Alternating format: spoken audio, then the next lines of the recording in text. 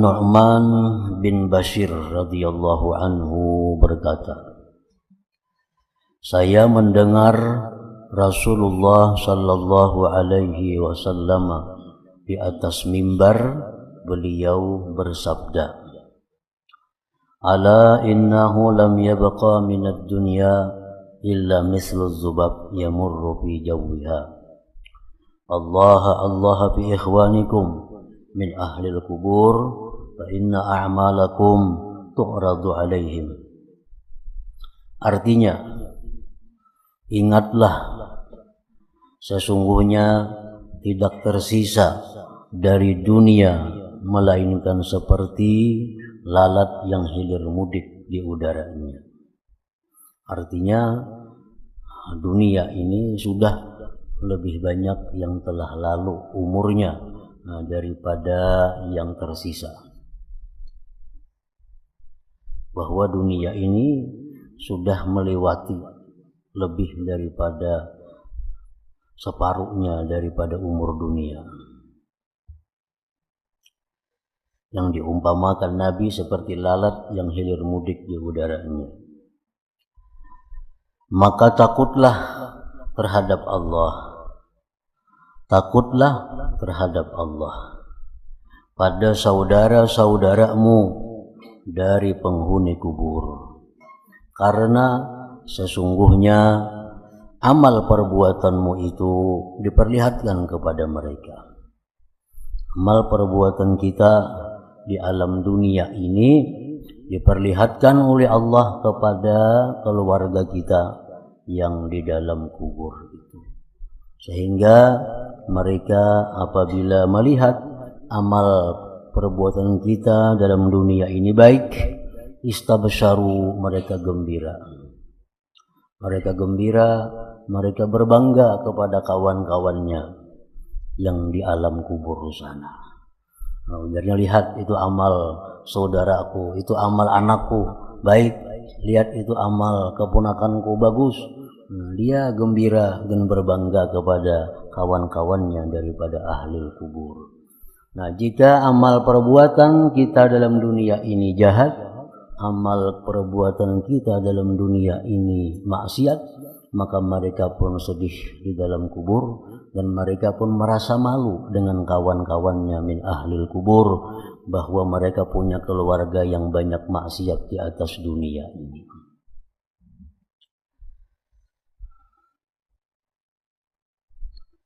Abu Hurairah radhiyallahu anhu berkata, Rasulullah sallallahu alaihi wasallam bersabda, la tabdahu mautakum bisayyiati a'malikum fa innaha tu'radu ala awliyaikum min ahlil kubur.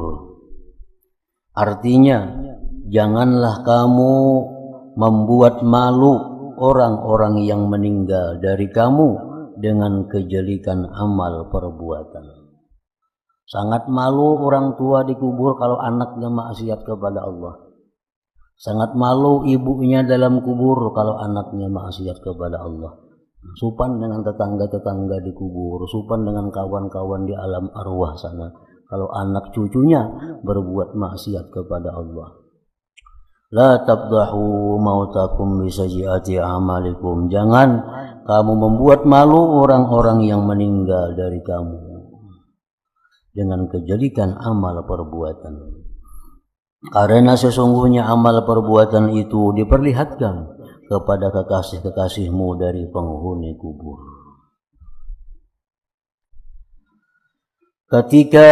Karena itulah Abu Darda, sahabat Rasulullah sallallahu alaihi wasallam, berdoa, ya Allah, sesungguhnya aku berlindung kepadamu bahwa aku mengerjakan suatu perbuatan yang dapat menghinakan kepada Abdullah bin Rawahah, dan Abdullah bin Rawahah telah meninggal dunia dan ia adalah saudara laki-laki ibunya. Abu Darda ada berisi paman Sidin itu Abdullah bin Rawahah. Ini Abdullah bin Rawaha ini sahabat besar, sahabat yang sangat dimuliakan, dan beliau pun meninggal sebagai syahid di perang Mu'tah, perang yang terjadi di tahun 8 Hijriah di Yordania. Waktu itu Nabi mengirim satu pasukan. Nabi kita mengirim satu pasukan perang untuk berangkat ke sana. Nabi kita berpesan kepada pasukan perang ini bahwa, ujar Nabi, yang memimpin tentara ini adalah yang pertama Zaid bin Harisah. Ini sahabat yang sangat dicintai Rasulullah, yang punya gelar Hibbu Rasulillah, kekasih Rasulullah. Perang ini jar Nabi dipimpin oleh kekasihku Zaid bin Harisah. Apabila Zaid ini nantinya gugur, terbunuh, maka panglima perang diambil alih oleh Ja'far bin Abi Thalib, sepupu Nabi dan sanak Sayyidina Ali. Apabila Ja'far ini nantinya gugur dalam perang itu, maka panglima akan diambil alih oleh Abdullah bin Rawaha. Abdullah bin Rawaha. Lalu Nabi kita menangis sesudah mengucapkan itu. Karena Nabi sudah tahu bahwa perang ini akan memakan korban yang banyak daripada kaum muslimin, terutama tokoh-tokohnya, tokoh sahabat-sahabat besar, Zaid bin Harisah, Ja'far sepupu Nabi, Abdullah bin Rawaha. Nah, kalau Abdullah bin Rawaha ini nanti gugur dalam perang itu, kata Rasulullah, maka akan datang asadun min asadillah, akan datang serigala Allah, atau dia mengatakan Saifullah, pedang Allah, ialah Khalid bin Walid. Nah, di tangan inilah nanti kaum muslimin menang dalam peperangan itu. Nah, jadi perang ini berangkat sampai di sana berperang. Ternyata memang apa yang disampaikan oleh Nabi, Zaid bin Harisah gugur, dibunuh oleh orang kafir, kemudian pemimpin diganti oleh Ja'far bin Abi Thalib, gugur juga, diganti oleh Abdullah bin Rawaha, ini gugur juga. Hanyar panglima diambil alih oleh Khalid bin Walid. Nah, hanyar kaum muslimin menang dalam perang itu. Nah, jadi Abdullah bin Rawaha ini sahabat yang besar sekaligus sebagai seorang yang mati syahid. Ada beisi kemanakan ngarannya Abu Darda. Nah, Abu Darda ini berdoa kepada Allah, ya Allah, aku berlindung kepada Engkau daripada memperbuat suatu perbuatan yang membuat malu pamanku Abdullah bin Rawaha. Nah, kan kayaknya kalau ini berbuat maksiat Abi Darda nih, Abi Darda berbuat maksiat dalam dunia, maka paman ada orang hebat di sana dipermalukan. Nah, lebihan kemanakan ijamna Abu Darda. Nah, kan malu jadinya Abdullah bin Rawaha kalau punya kemanakan yang berbuat maksiat di alam dunia ini. Nah, jadi Abu Darda minta berlindungan kepada Allah agar jangan sampai berbuat kemaksiatan yang membuat malu paman beliau sebagai orang besar, Zaid bin Abdullah bin Rawaha radhiyallahu anhu tadi.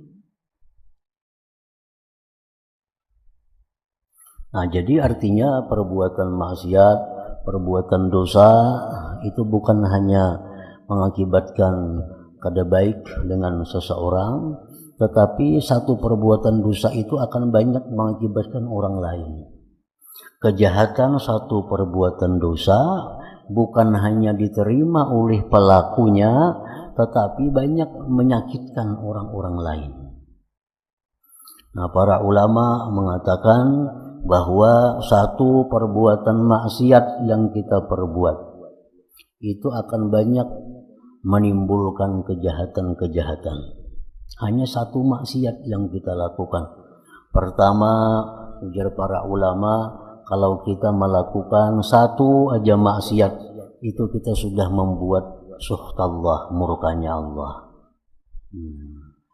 Kita berbuat satu maksiat, kada lakas tobat, kada lakas minta ampun, itu Allah murka lawan kita. Yang kedua, bahayanya maksiat itu farraha iblis aduwah. Kita berbuat dosa lalu kita kada tobat, itu membuat senang iblis. Padahal iblis itu adalah aduwah, musuhnya sendiri. Yang ketiga, satu perbuatan dosa yang kita kada segera tobat itu menjauhkan kita daripada surganya Allah. Yang keempat, perbuatan dosa yang kita lakukan kalau kada segera tobat itu akan mendekatkan kita kepada neraka. Yang kelima, satu perbuatan dosa kalau kita kada tobat itu menajisi dirinya sendiri, menguturi dirinya sendiri, yang mana dirinya itu dilahirkan dalam keadaan fitrah dan suci. Nah, kita ini suci, lahir bersih karena dosa-dosa kita perbuat, kada kita tobat, akhirnya diri kita menjadi kotor, menjadi najis. Nah, yang keenam, perbuatan dosa yang kita lakukan itu izaul hafazah, menyakiti malaikat-malaikat hafazah yang menjaga kita. Karena setiap manusia itu ada beberapa malaikat yang mengiringinya. Setiap manusia itu ada beberapa malaikat yang disuruh Allah menjaga si manusia ini. Disebut malaikat hafazah. Nah, bila kita berbuat dosa, maka itu menyebabkan bau yang busuk. Kalau perbuatan dosa itu kita kada tobat, itu sebenarnya mengakibatkan bau busuk yang bersangatan. Dan malaikat hafazah itu sangat terganggu dia dalam mengawal kita yang berbuat dosa kada tobat tadi. Nah, yang ketujuh, satu perbuatan dosa yang kita kada tobat itu ahzanan Nabiya sallallahu alaihi wasallam, menyedihkan Nabi. Nabi pun tak juga sedih karena setiap minggu amal ibadah umat ini dilaporkan kepada Nabi daftarnya. Ini si Fulan bin Fulan, Fulan bin Fulan melakukan kebaikan, maka bersinarlah wajah Nabi. Fulan bin Fulan melakukan maksiat, maka sedihlah Nabi. Nah, jadi maksiat ini kalau kita kada tobat, Nabi pun juga jadi sedih. Jadi kita menyedihkan Nabi, kada menggembirakan Nabi kita. Nah, yang kedelapan, akibat dosa itu apa? Khianatul muslimin. Kita mengkhianati kaum muslimin. Kita berkhianat kepada kaum muslimin. Jadi imam misalnya, namun kita berisi dosa, kita kada tobat jadi imam, maka nang mengikut ini jadi makruh jadinya. Kan mengkhianati orang ngarannya.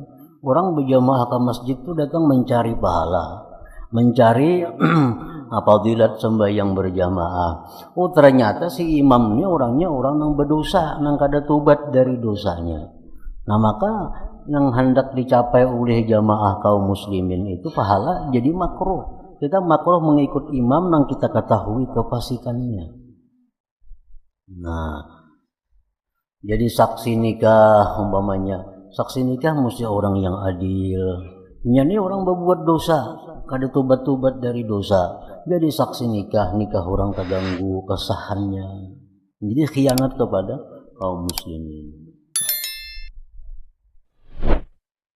Nah, lagi yang kedelapan,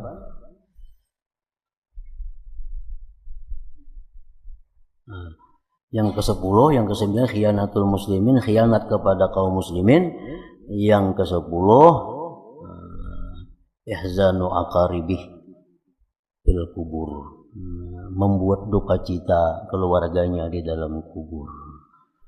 Banyak artinya akibat dosa-dosa yang diperbuat itu. Nah, kalau kita tobat dari dosa itu ya kada jadi masalah.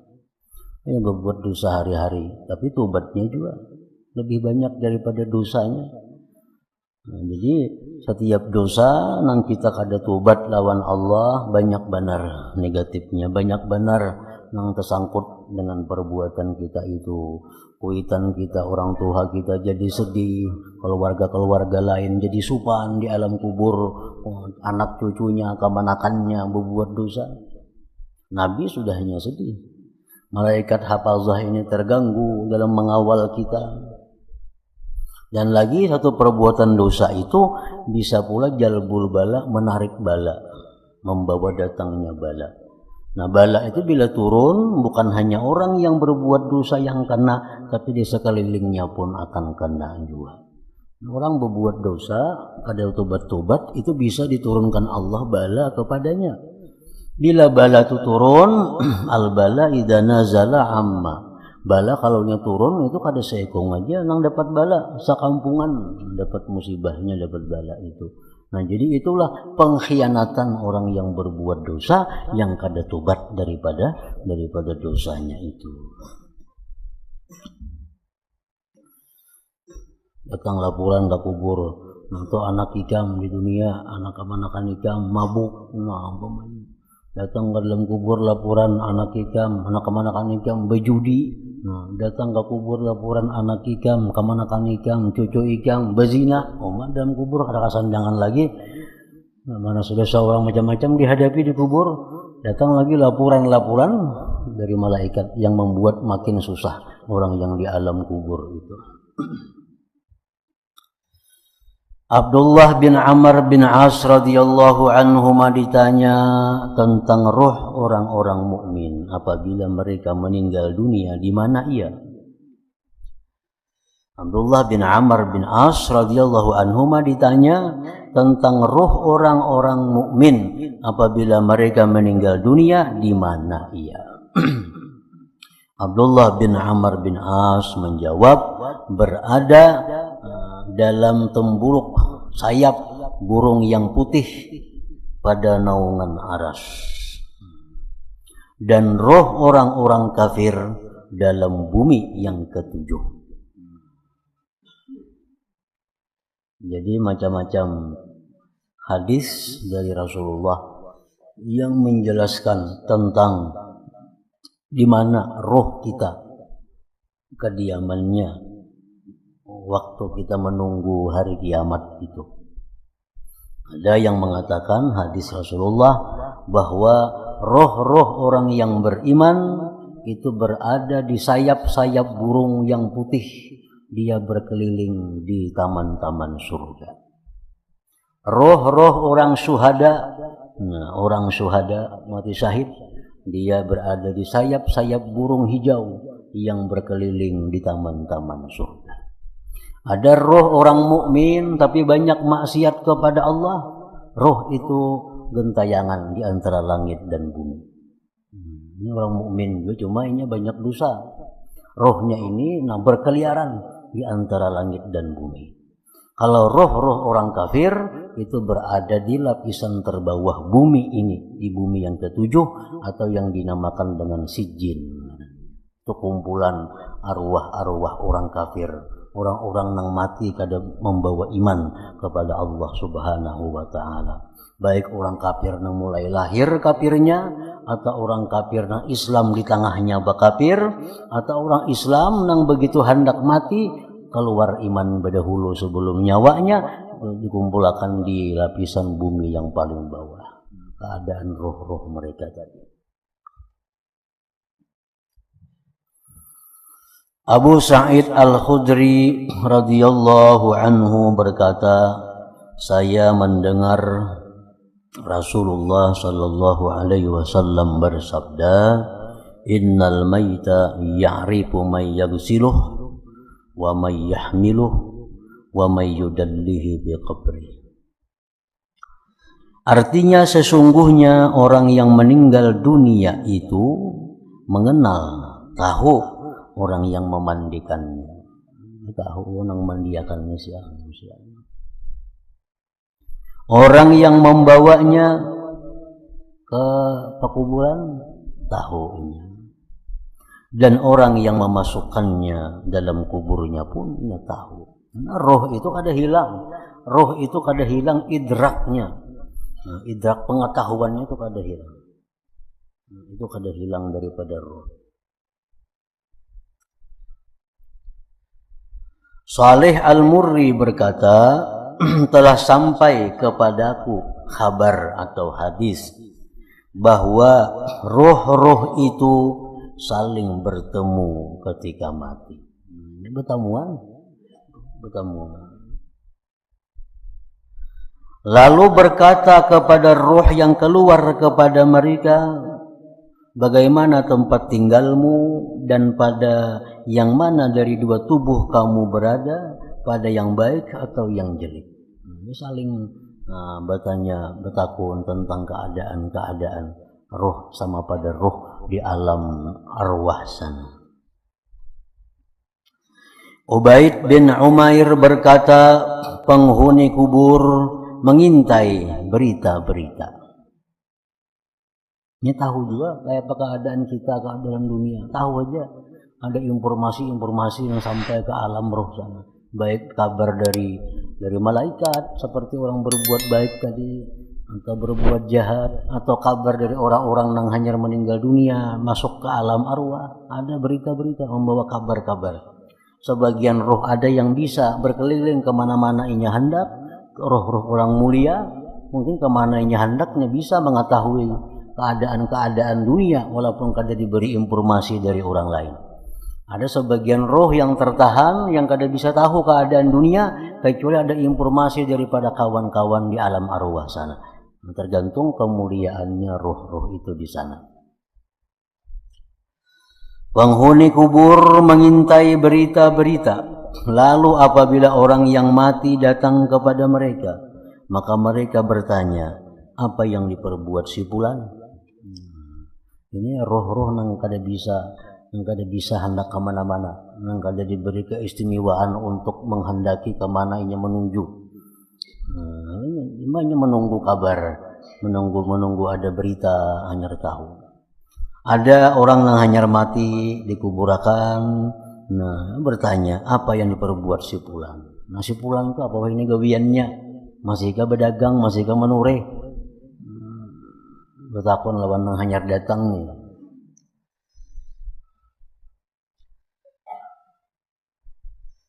Maka mereka bertanya, apa yang diperbuat si fulan? Maka orang mati itu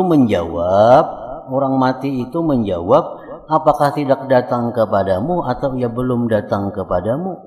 Makanya berdahulu mati pada aku kada bertamuan kai jam. Ini nang hanyar mati nih. Nang hanyar mati ditakuni oleh nang lawas. Mana si fulan oleh ini di mana? Dan hanya datang makanya berdahulu pada aku mati. Kemana sasatnya itu? Kada bertamuan lawan ikam. Mereka berkata, inna lillahi wa inna ilaihi raji'un. Ujar nang lawas mati nih, inna lillahi wa inna ilaihi raji'un. Ia dijalankan dengan jalan yang bukan jalan kita. Berarti kawan kita mati karena membawa iman. Berarti lain kumpulan alam arwahnya. Padahal dulunya Islam, dulu sembahyang, mengaji, segala macam. Mati, mungkin matinya karena membawa iman, matinya su'ul khatimah, sehingga kada bertemu dengan kawan-kawan arwah yang beriman. Gimana? Jadi jangan hanya datang nih orang beriman, hanya datang orang beriman ditakuni sudah berdahulu pada aku.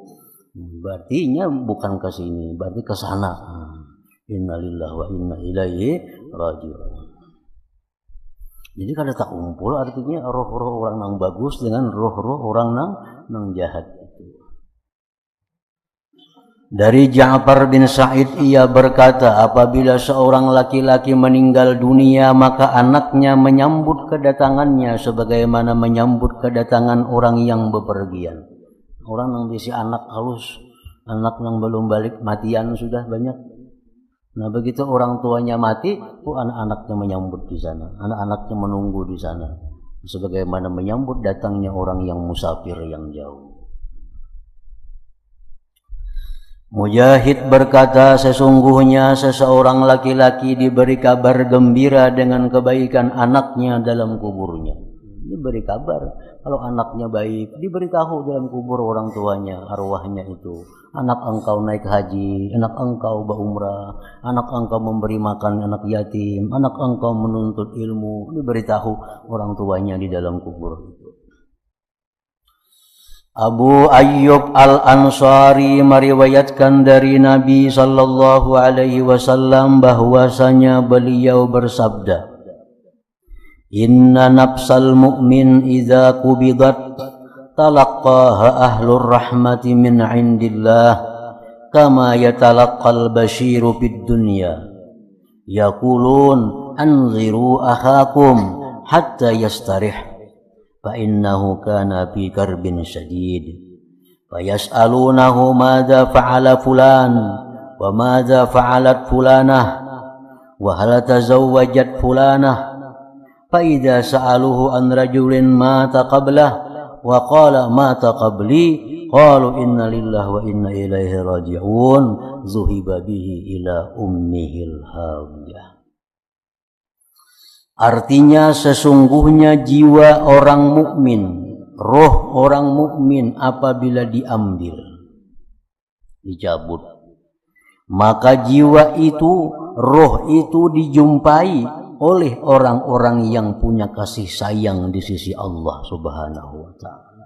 Jadi roh yang beriman, begitu dia meninggal dunia, nah dia ditunggu, dia disambut oleh roh-roh yang punya rahmat di sisi Allah Subhanahu wa ta'ala. Sebagaimana dijumpai oleh orang yang membawa kabar gembira di dunia. Nah, ini roh-roh ini ada roh baru yang datang, ini menunggu kabar-kabar dunia, yang ini kada tahu apa-apa daripada kejadian dunia. Mereka berkata, tunggulah saudaramu sehingga ia beristirahat. Ada nang madahi, kayaknya dulu betakun, ini istirahat dulu. Nah lainnya nak menggasak betakun, kayak apa sih anu dalam dunia, kayak apa sih anu, jangan kawan, biarnya istirahat dulu. Sesungguhnya ia dalam kesusahan yang sangat. Ini bakas mati kan, dicabut rohnya, sakit kok. Ini biar istirahat dulu. Kayaknya hanya betakun macam-macam, ayo sudah ini istirahat. Lalu mereka bertanya, apa yang diperbuat si fulan dalam dunia, dan apa yang diperbuat si fulana, apa yang diperbuat biniku di sana dalam dunia, nangku tinggalkan kayak apa keadaannya, dan apakah si fulana sudah kawin, biniku kawin kah yang aku mati ini. Amunnya dapat laki yang bagus, maka ingin suka dalam kubur nih. Dapat laki yang bagus, suka. Dapat laki yang kada bagus, nah, menyedihkan juga lawan nang mantan dalam kuburnya. Dan apakah si fulanah sudah kawin? Maka apabila mereka bertanya kepadanya tentang seseorang yang meninggal dunia sebelumnya, dan ia menjawab, ia telah meninggal dunia sebelumku. Kalau betakun, kalau bertanya mana si fulan, padahal fulan itu sudah lawas, sudah mati juga. Nah, maka mereka berkata, inna lillahi wa inna ilaihi raji'un. Ia dibawa kepada tempat kembalinya, yaitu neraka hawiyah. Artinya kalau ada kawan-kawannya yang meninggal kada membawa iman, matinya itu su'ul khatimah, kada tahunya. Nah, kelompok arwah-arwah yang dapat rahmat ini kada tahu. Dikiranya masih hidup aja dalam dunia, kada tahu mati juga. Cuma masuknya kada ke golongan sini, masuknya ke golongan orang-orang yang ingkar kepada Allah. Penjelasan tentang perkataan kubur kepada orang yang telah meninggal dunia. Kubur yang kita tempati itu dia ada berkata-kata. Kubur ini bisa berkata-kata. Seluruh makhluk Allah itu sebenarnya bisa berkata-kata. Banyak mukjizat-mukjizat Nabi yang menampakkan demikian. Ada pohon yang datang kepada Nabi mengucap 2 kalimat syahadat. Kan? Kubur ini pun termasuk demikian. Kubur ini bisa berkata-kata kalau Allah menghendaki. Kubur itu bisa berkata-kata. Perkataan orang-orang yang meninggal dunia itu ada kalanya dengan lisanul maqal, lisan ucapan, atau dengan lisanul hal, lisan keadaan. Yang ia lisan keadaan lebih fasih pada memberi paham kepada orang-orang yang meninggal dunia daripada lisanul maqal pada memberi paham kepada orang-orang yang hidup. Nah, kita bisa mengantar jenazah ke kubur. Kita lihat jenazah dimasukkan ke kubur, kemudian ditutupi. Nah, itu sebenarnya lisanul hal. Itu lisanul hal. Artinya keadaannya itu berbicara. Cuma kita kadang-kadang menangkap, kita hanya biasa menangkap lisanul maqal, kita hanya bisa menangkap pembicaraan mulut. Padahal kubur itu walaupun dia kada berkata-kata nang didengar oleh telinga, tetapi keadaan si kubur itu sudah berbicara kepada kita. Apa bicara kubur kepada kita nang hadir nih? Cuma kita kadang mendengar lisan telinga kita, tapi si kuburnya berbicara dengan halnya, dengan keadaannya. Apa aja kubur? Nah, lihat, ini kawan ikam sekarang masuk ke tempatku. Membawa apa adanya?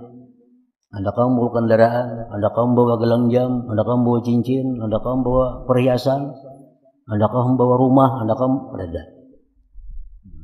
Hanya dibawanya kain kafan. Setelah ini dia akan dikubur sendirian, gelap gulita.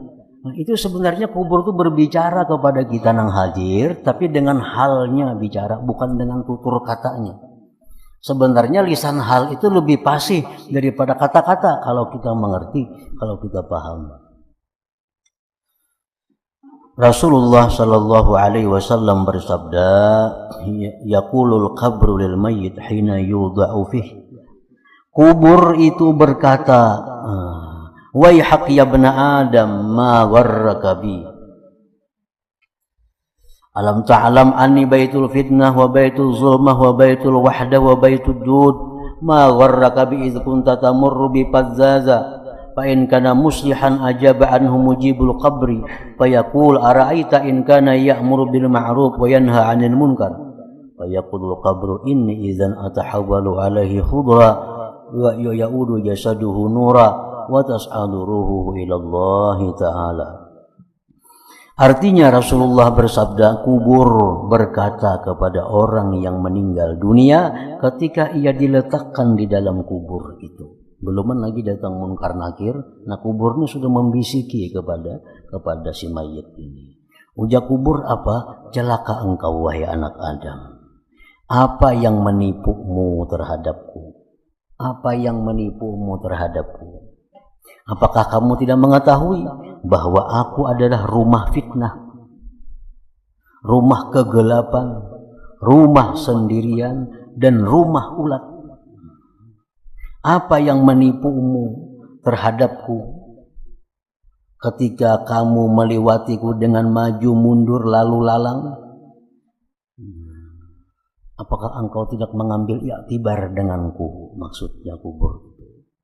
Nah, jika si mayit ini orang yang berbuat baik, maka ia dijawabkan oleh penjawab kubur. Jika mayit ini orang baik, nah maka ia berkata, ada yang menjawab, bagaimana pendapatmu jika ia menyuruh berbuat kebaikan dan melarang berbuat yang munkar? Wahai kubur, ini orang-orang baik, ini mayit-mayit yang baik.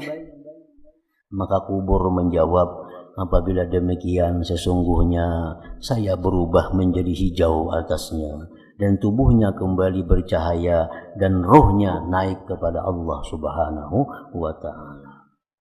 Berkata Imam Al-Ghazali rahimahullah, yang artinya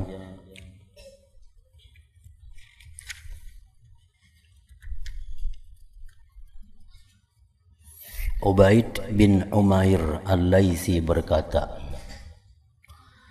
tidaklah orang yang meninggal dunia, yang mati, melainkan dipanggil oleh lubang kuburnya yang ia ditanam di dalamnya. Begitu masuk ini jenazah ke dalam kubur dan ditutupi dengan tanah, maka kubur itu bisa berbicara dengan jenazah itu. Kubur berbicara dengan mayit itu. Apa kata-kata kubur kepada orang yang baru masuk itu? Aku adalah rumah kegelapan, kesendirian, dan menyendiri. Kalau kamu dalam hidupmu itu taat kepada Allah, maka aku pada hari ini adalah rahmat atasmu. Kalau engkau dalam hidupmu itu taat kepada Allah, maka aku pada hari ini adalah kasih sayang atasmu. Dan kalau kamu adalah orang yang durhaka, orang yang suka maksiat kepada Allah, maka aku pada hari ini adalah siksaan atasmu. Aku adalah barang siapa yang masuk kepadaku dengan taat, maka ia keluar dengan gembira. Dan barang siapa masuk kepadaku dengan durhaka, maka ia keluar dengan dibinasakan. Nah, itulah sambutan pertama dari liang kubur kepada orang yang baru masuk ke dalamnya itu.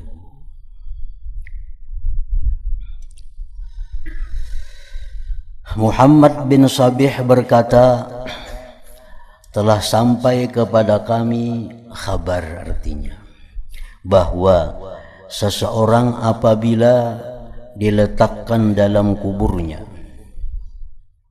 lalu ia disiksa atau ditimpa sebagian apa yang tidak suka, maka jirannya dari orang-orang yang telah meninggal dunia, kiri kanannya, muka belakangnya,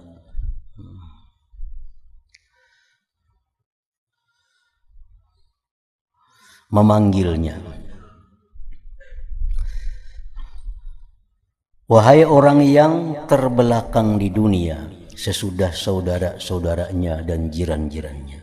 Wahai orang yang terbelakang di dunia, artinya orang yang tadudi mati daripada kami ini. Wahai orang yang terbelakang di dunia sesudah saudara-saudaranya dan jiran-jirannya, artinya ujar keliling kubur nih, begitu dalam kubur nang hanyar ini dapat siksaan, ujar sekeliling di kubur itu tetangga-tetangganya, ikam ini kan hanyar raja mati terdahulu kami sudah berapa tahun berdahulu daripada kamu. Apakah tidak bagimu pada kami pelajaran? Apakah engkau tidak mengiktibar? Apakah engkau tidak mengambil pelajaran pada kami-kami yang berdahulu ini? Apakah tidak ada bagimu pada mendahuluinya kami atas kamu pikiran? Ikam kada berpikirkah kami ini berdahulu di sini? Engkau umpat ikut mengantar kami ke sini. Engkau ikut menurunkan mayat kami ke sini. Apakah itu engkau kada memikirkan? Sampai ikam sekarang ini disiksa di kubur, mengalami hal-hal yang tidak menyenangkan. Padahal kami sudah merupakan contoh teladan bagi kalian. Apakah kamu tidak melihat akan terputusnya amal perbuatan kami dari kami? Macam tahu kami kada kawa lagi sembahyang di sini, kami kada kawa lagi puasa, kami kada kawa lagi tobat, sudah putus masanya. Nah, padahal ikam waktu kami matian ikam masih hidup, ikam masih bisa tobat, masih bisa mengembalikan kezaliman kepada orang yang dizalim, masih bisa sembahyang. Kami ini sudah kada kawa lagi. Dan kamu dalam keadaan pelan-pelan, sedangkan engkau dalam dunia dalam keadaan pelan-pelan, artinya kain aja dulu memperbaiki diri, kain aja dulu minta halal, minta ridha kepada orang yang dizalim, kain aja dulu memperbaiki diri, sembahyang, kain aja dulu banyak berzikir. Nah, akhirnya engkau sekarang seperti kami. Maka mengapa kamu tidak memperdapati apa yang hilang dari saudara-saudaramu? Jadi orang nang di sekeliling kubur ini menyalahkan, kenapa ikam sampai disiksa dalam kubur, kenapa ikam sampai dipukuli orang di kubur ini, maka ikam tadudi pada kami mati. Mestinya ikam mengambil pelajaran lawan kami-kami ini di kubur ini. Dan ia dipanggil oleh tanah-tanah bumi, wahai orang yang tertipu dengan zahirnya dunia, dengan zahirnya kehidupan dunia, tertipu. Dikiranya sihat itu lawas lagi hanya mati, berkontrol semuaan normal, darah normal, gula normal, asam urat normal, kolesterol normal. Dikiranya masih lawas mati karena semuaan kada ada gangguan, darahnya normal, semuaan bagus. Nah, itu merupakan tipu daya. Jangan dianggap bahwa semuaan normal itu panjang umur, karena semuaan yang normal itu kadang mencegah daripada kecelakaan. Siapa tahu kecelakaan mati, padahal baik semuaan diperiksa. Atau gugur di manakah mati, padahal normal semuaan. Nang darah tinggi 10 tahun dah ada sing matian lagi. Ada berapa kali stroke. Nah, jadi jangan tertipu dengan zahirnya ini. Mengapa kamu tidak mengambil pelajaran dengan orang yang telah disembunyikan dari keluargamu dalam perut bumi, dari orang yang ditipu oleh dunia sebelum kamu? Jadi umur yang muda, umur yang anum, jangan merasa bahwa kematian itu lawas. Bahkan yang banyak tuh mati justru orang nang anum, ketimbang nang tua.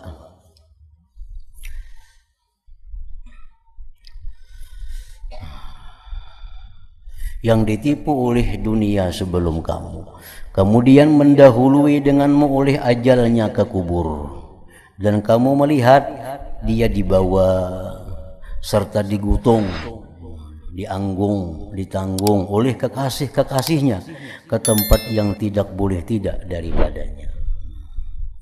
Nah, mestinya engkau menjadikan itu pelajaran, menjadikan itu pedoman. Jangan sampai tertipu dengan keadaan duniawi ini. Yazid Ar-Raqasi berkata, telah sampai kepadaku kabar bahwa orang yang meninggal dunia apabila diletakkan dalam kuburnya, maka amal-amal perbuatannya mengepungnya. Kemudian mentakdirkan amal-amal itu berbicara, lalu berkata, wahai hamba yang menyendiri dalam lubang kuburnya, terputuslah dari para kekasih dan para keluarga. Siapa yang mau masuk mengawani ke dalam kubur? Kayak apa aja orang tuh kasih sayangnya lawan kita, kada akan mau masuk mengawani ke alam kubur. Paling-paling mbak urak tikar di pinggir kubur berabah di situ. Orang kesayangan lawan anak, sayang lawan anak luar biasa sayangnya, mati nang anak tadi, mati dibuat dalam kubur. Kada hakun sih buat dalam kubur. Begitu dikubur mau urak tikar di atas kubur, ulang galik berabah di situ, kena malam bulik. Enggak situ aja kawa, enggak situ aja mau. Pada saling sayangan sidin lawan anak sidin itu. Kini bisukan tulah ke kubur urak tikar berabah di dia kubur anak. Jangan masuk ke dalam sama sekali kan,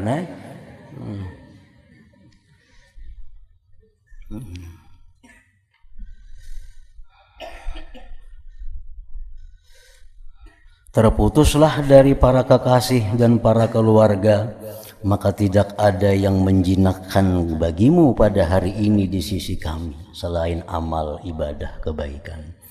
Dalam kubur itu hanya amal ibadah yang menyenangkan kita, yang menjinaki kita, yang mengawani kita, yang menerangi kita, yang menghindarkan daripada dinginnya di dalam tanah itu. Ka'ab berkata, apabila seorang hamba yang saleh diletakkan dalam kuburnya, maka ia dikepung oleh amal-amal perbuatannya yang saleh, yaitu salat, puasa, haji, jihad, dan sedekah, serta amalan-amalan baik lainnya. Datangannya, amal-amal baik itu datangan dalam bentuk sebaik-baik orang, dalam bentuk seharum-harum bau-bauan. Ka'ab terus berkata, lalu para malaikat azab datang dari arah kedua kakinya. Datang malaikat azab hendak menyiksainya. Maka salat berkata, ujar sembahyang ini berkata, menyingkirlah kamu wahai malaikat azab dari orang ini, maka tidak ada jalan bagimu atasnya. Ia telah melamakan kakinya berdiri. Ia telah melamakan berdiri denganku karena Allah di atas kedua kakinya. Malaikat sembahyang ini yang membela daripada malaikat azab yang hendak memukulnya itu. Jangan dipukul dia sembahyang ini, batisnya ini rancak. Seringkali berdiri sembahyang menghadap Allah Subhanahu wa ta'ala. Lalu para malaikat itu mendatanginya dari arah kepalanya. Maka puasa berkata, tidak ada jalan bagimu atasnya wahai malaikat. Ia telah melamakan kehausannya karena Allah di negeri dunia. Kamu kadakawa malaikat yang mendekati ini. Ini orang sering haus puasa dalam dunia karena Allah. Maka tidak ada jalan bagimu atasnya, atas menyiksanya. Lalu para malaikat itu mendatanginya si mayit dari arah tubuhnya. Maka haji dan jihad berkata, menyingkirlah kamu wahai malaikat azab daripadanya. Ia telah memayahkan dirinya, meletihkan badannya, menunaikan ibadah haji dan berjihad karena Allah. Maka tidak ada jalan bagimu atasnya untuk menyiksanya, artinya untuk mengganggu atau menyakitinya. Jadi amal ibadah itu merupakan pembela kita di sana. Amal ibadah itulah yang menghibur kita di sana.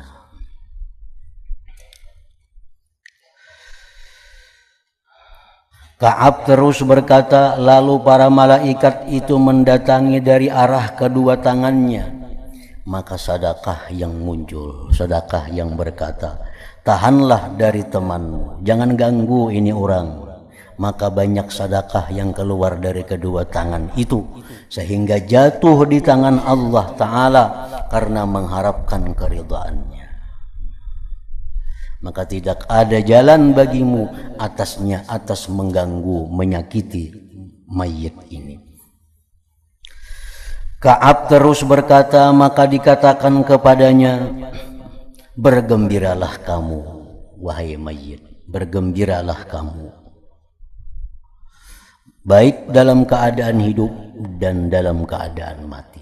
Engkau orang yang baik waktu masih hidup, dan engkau pun baik sesudah dalam keadaan mati ini. Ka'ab terus berkata, dan para malaikat rahmat mendatanginya, lalu membentangkan tempat tidur baginya dalam kuburnya sepanjang pandangannya, dan didatangkanlah lampu dari surga, maka ia memperoleh cahaya dari cahayanya sampai ia dibangkitkan oleh Allah Ta'ala dari kuburnya. Nah, maka kubur yang seperti ini yang disebut dengan raudhatun min riyadil jannah. Kubur seperti inilah yang disebut Nabi sebagai raudhah, satu taman, min riyadil jannah, dari taman-taman surga. Nah, karena kuburnya ada hubungan langsung menuju kepada surganya Allah. Abdullah bin Ubaid bin Umair berkata tentang jenazah, telah sampai kepadaku kabar bahwa Rasulullah sallallahu alaihi wasallam telah bersabda, innal mayyita yaq'udu wa huwa yasma'u khatwa musayyi'ih fala yukallimu syai'un illa qabruh wa yaqul wayhak ibn adam alaysa qad huzzirtani wa huzzirta dhiki wa nasni wa hauli wa dudi famaza a'adatta li. Artinya, sesungguhnya orang yang meninggal dunia itu duduk. Nah, begitu dia ditutupi dengan tanah, begitu diduduki dengan tanah, inya pun duduk. Kalau kita betakun maka ya apa duduk, maka kalau kau duduk tabala itu randah. Nah, orang yang sudah masuk ke dalam kubur itu, begitu ditutupi dengan tanah sudah rapi, itu lain disebut alam dunia. Itu bukan alam dunia lagi. Itu sudah masuk ke alam barzakh ngarannya.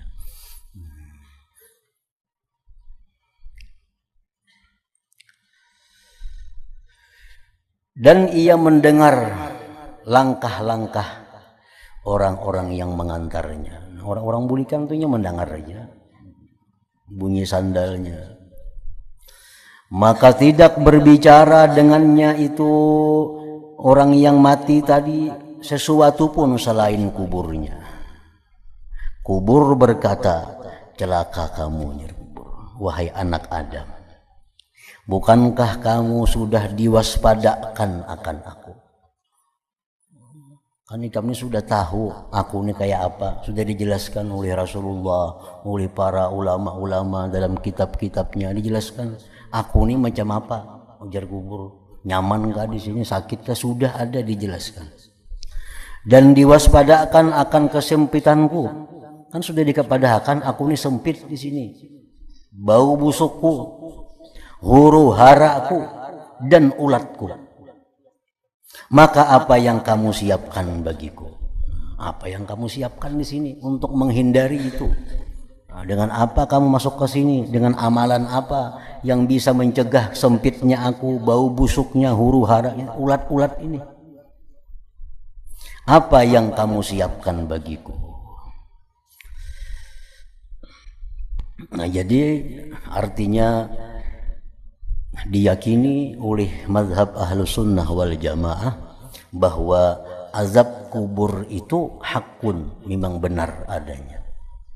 Nah, kecuali ada golongan orang-orang Mu'tazilah yang di luar Ahlus Sunnah yang mereka mengingkari tentang adanya azab kubur itu. Kalau kita Ahlus Sunnah, dengan berdasarkan banyak hadis dari Rasulullah SAW bahwa azab kubur itu ada bagi orang-orang yang tidak ada persiapan masuk ke alam kubur itu. Dan setiap kali amal perbuatan kebaikan, amal-amal yang saleh, sembahyang, puasa, zakat, sedekah, lain-lainnya, itu merupakan suatu binting, itu merupakan perisai, itu merupakan bekal untuk menjaga huru hara di alam kubur itu. Apapun amal kebaikan yang kita lakukan, itu akan menjadi penyangga kita dalam kubur daripada huru haranya, daripada azabnya. Secara umum itu. Namun Rasulullah Sallallahu Alaihi Wasallam dalam banyak hadis-hadis beliau menerangkan bahwa ada amaliyah khusus yang untuk gunanya itu menjaga kita di alam kubur itu. Di samping seluruh amal ibadah itu berguna untuk mengamankan kita di alam kubur. Tapi ada amalan-amalan khusus yang lebih terarah untuk menjaga kita selamat di alam kubur itu. Dan itu disampaikan beberapa macam oleh Rasulullah Sallallahu Alaihi Wasallam. Kayak orang Garingjo misalnya, ada obat yang khusus untuk mengobati tertentu itu. Walaupun ada obat lain yang secara umum menyehatkan tubuh kita, macam minum vitamin, itu secara umum untuk kesehatan tubuh kita. Tapi ada obat-obat tertentu yang mengarah kepada satu macam penyakit. Nah, demikian pula perbuatan taat itu, semuaan perbuatan taat itu berguna untuk menyelamatkan kita di alam kubur. Tetapi ada amaliyah khusus yang fungsinya untuk itu, untuk keselamatan di alam kubur tadi. Nah, di antaranya yang diajarkan Rasulullah Sallallahu Alaihi Wasallam adalah qiraatu suratil muluk kulla lailatin. Membaca surah Tabarak tiap malam tapinya nih. Ada malam Jumat saja ada tiap malam itu artinya mulai maghrib sampai subuh itu malam. Udah maghrib kah, udah isya kah, tengah malam kah, kemudian kada sampai malam kena siang kah, gantiannya. Nah, jadi orang yang mengamalkan mengamalkan surah Muluk ini tiap malam, itu dia akan ada jaminan dari Rasulullah bahwa dia selamat daripada huru-hara kubur, daripada azab kubur, daripada gangguan-gangguan yang ada di alam kubur itu. Bahkan Rasulullah pernah mengucapkan satu perkataan, ujar Nabi, artinya aku ingin bahwa surah Muluk itu dihafal oleh setiap orang yang beriman. Jadi kada tergantung buku lagi, di manakah bagana, di manakah rahatan musafir, rahatan apakah, hafal. Kada hafal kan kadang mencari bukunya pulang, bukunya kada hafal, lo kada baca lagi. Nah, jadi ujar Nabi, aku ingin bahwa surah Muluk itu ada di dalam hati tiap-tiap orang yang beriman. Artinya dihafalnya, sehingga bisa mengamalkan tiap-tiap malam. Nah, di antaranya lagi Rasulullah SAW menyatakan bahwa amaliyah yang menyelamatkan orang dari huru-hara kubur itu adalah al-mautu fi sabilillah. Orang yang mati di jalan Allah. Orang yang mati di jalan Allah. Al-mautu fi sabilillah. Orang yang mati di jalan Allah. Fi sabilillah. Itu umum artinya. Termasuk orang yang mati gugur sebagai syuhada, syahid. Nah, itu orang mati di jalan Allah. Orang yang menuntut ilmu, itu orang yang berjalan di jalan Allah, berangkat menuntut ilmu, mati. Nah, itu mati fi sabilillah. Nah, orang ini dapat jaminan juga dia selamat dari huru-hara kubur. Orang yang mencari harta yang halal untuk menafkahi keluarganya. Nah, dia mencari harta yang halal untuk menafkahi keluarganya, jangan sampai kelaparan, jangan sampai minta-minta. Nah, dia mencari nafkah untuk itu. Nah, perjalanan mencari nafkah untuk yang demikian disebut dengan fisabilillah juga. Karena dulu ada di zaman Rasulullah orang yang sibuk mencari harta. Ada sahabat Nabi berkata, kasihannya itu pina sibuk benar mencari harta, jaka mengaji, jaka menuntut ilmu. Nah, ujar Nabi mengatakan bahwa orang yang mencari harta itu kada samuaan kada baik. Orang mencari harta itu kada samuaan jahat kada. Orang tuh kalau mencari harta untuk menafkahi keluarganya, jangan sampai kelaparan, jangan sampai minta-minta. Nah, maka orang itu fisabilillah di jalan Allah. Lain halnya kalau orang mencari harta hanya menambah harta yang ada, memperbanyak harta yang ada, itu fisabilis syaitan, itu di jalan syaitan. Nah, jadi orang mencari harta itu kada selalu kada baik, kada selalu jahat. Kalau mencari harta untuk aku hari ini kada bercari, ini bisa kada kau makan esok di rumah. Nah, lalu dia mencari nafkah. Perjalanannya mencari nafkah itu fisabilillah. Andai kata dia mati, dia dijamin daripada huru-hara di alam kubur. Yang ketiga, antara lain yang memang khusus untuk keselamatan azab kubur itu mengekali doa sebelum salam sembahyang. Allahumma inni a'udzubika min azabil qabri wa min azabin nari wa min fitnatil mahya wal mamati wa min fitnatil masihid dajjal. Nah, itu wa min fitnati masihid dajjal. Itu dikekalinya tiap sembahyang. Nah, itu pun orang yang mengekali doa itu akan diselamatkan dari azab kubur. Memang doa itu sunat dibaca sesudah kita tasyahud, sudah habis salawat. Nah, hanya baca doa itu sunat. Tapi Rasulullah pernah mengatakan bahwa orang yang ketinggalan itu bahasa sembahyang ya Nabi. Ini kenapakah salam tertinggal doa itu disuruh Nabi bahasa? Nah, artinya apa? Begitu pentingnya doa itu dibaca sebelum salam sembahyang. Allahumma inni a'udzubika min azabil qabri. Ya Allah, aku berlindung dengan Engkau dari azab kubur. Nah, wa min azabin nar, dari azab neraka. Wa min fitnatil mahya, dari fitnah kehidupan. dari su'ul khatimah artinya. Wa min fitnatil mamat, daripada fitnah kematian, artinya kada kau menjawab munkar nakir.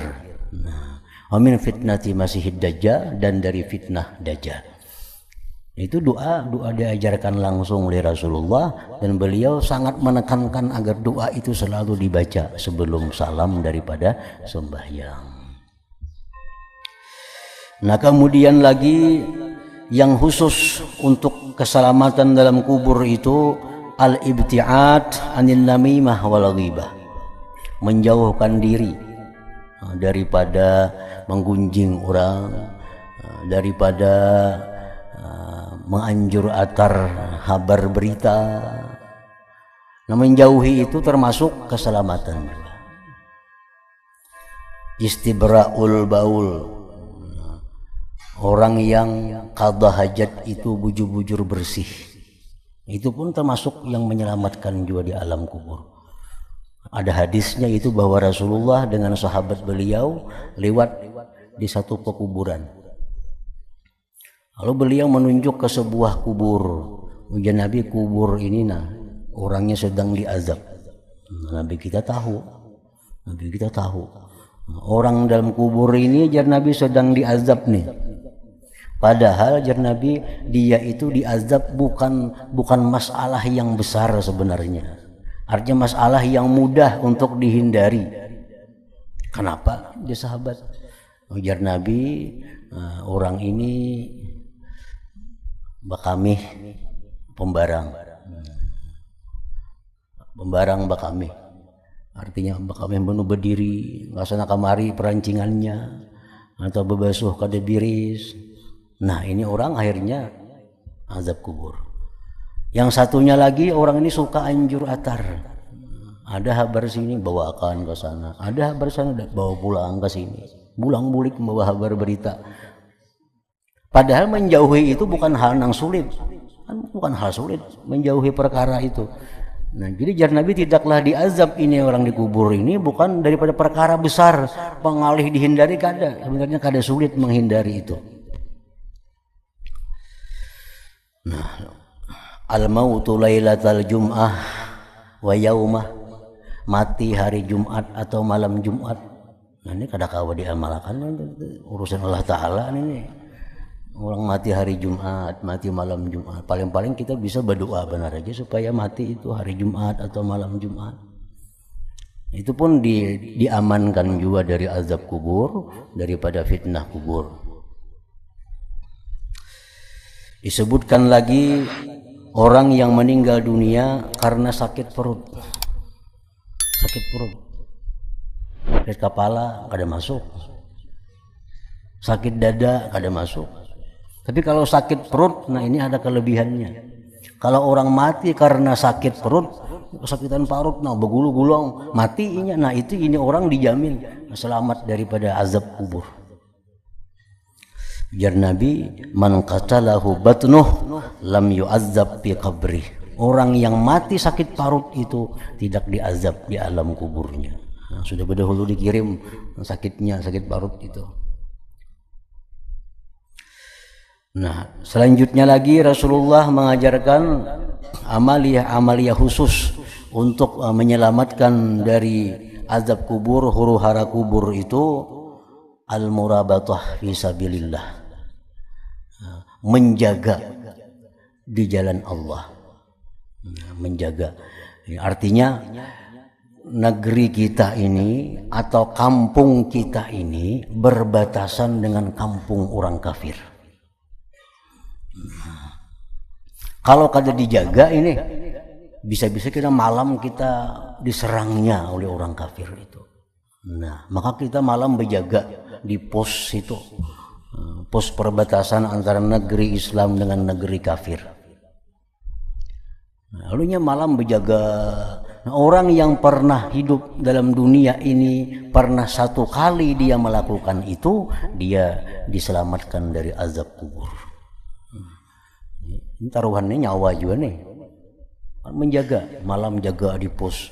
Kalau kampung kita nih, kampung Islam diserang oleh kampung sebelah Sebenarnya orang agama keharingan, misalnya agama Hindu, agama apa, atau saat bisa menyerang kampung kita di perbatasan jaga ronda di situ.